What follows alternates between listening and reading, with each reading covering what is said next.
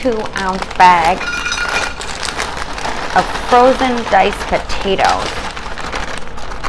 8 ounces of cream cheese, and go ahead and just dump that right on the top of the.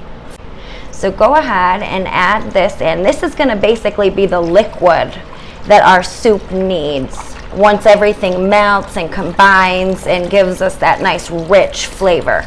So go ahead and add all that in.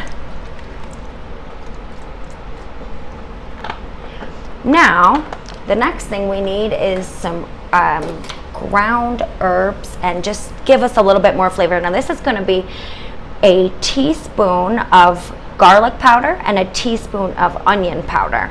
Just kind of spread that around in there. It doesn't matter, it's all going to meld together in the end. And you can go ahead and use a heaping spoon if you feel like it, because I like garlic powder, so I'm sure that most of you do too. Now the next thing that we want to do is add in about half of this bag of 8 ounces of sharp cheddar. You could add any cheese that you like, and you can also add in any extra seasonings that you like, and feel free to, you know, comment and tell me what you might like to add in, because there's nothing wrong when it comes to an adjustable recipe like this. So I'm going to add about half of that in, and what I'm going to do now last is add in just some regular cracked black pepper, because I think it really just sets everything off and gives a lot of flavor once everything is done. I mean, you don't have to overdo it. You add as much as you like. It is definitely a customizable recipe. So now what I'm going to do is close this up. You can cook this on low heat for anywhere from about 5 to 6 hours, and you're going to get a great result. But if you want to speed it up and make things a little bit faster, you can go ahead and put it on high, and it's going to bring your cooking time down to about 3 to 4 hours, which is going to save time and let you get into this amazing soup a little bit faster. So now it's been about 3 hours, maybe a little bit upward of 3 hours, and I think everything is looking good. Smell that yummy smell, and remove that top, and you can go ahead and stir it around a little bit if you want to, just to check for your consistency. Make sure everything is thick. You can have a little bit of some chunkiness inside of there, and that is more than okay. The main thing is we just want a creamy thick soup, and it does not have to be any sort of a puree or anything that is too thinned out. Chunks are okay. Now the next thing I want to do is, I've already tasted this and I realized I think we needed a little bit of salt. So I'm going to go ahead and just add a couple cracks of salt here. And I'm going to mix that in just to enhance that flavor. And like I always say, you can always add salt, you can add pepper, but you can't take it away. So it's best to add in salt and pepper and seasonings of that sort in at the very end, once you've tasted something similar to the final product.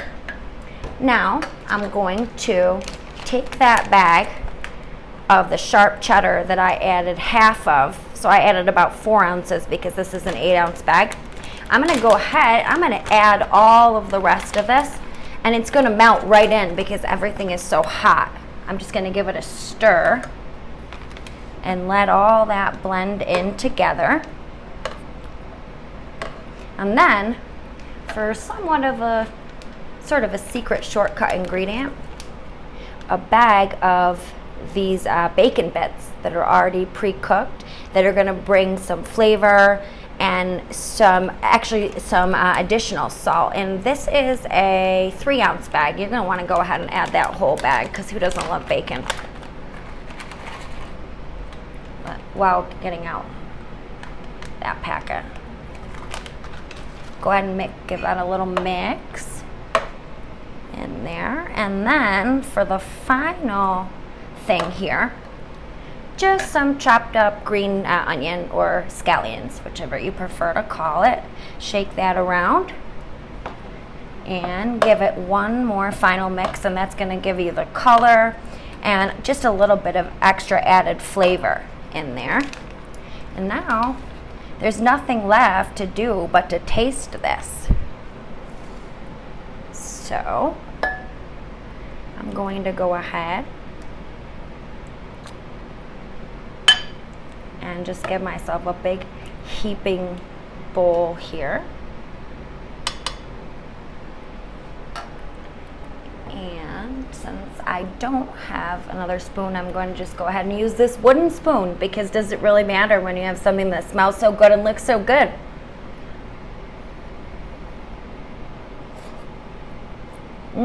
Yum. Tastes just like a baked potato.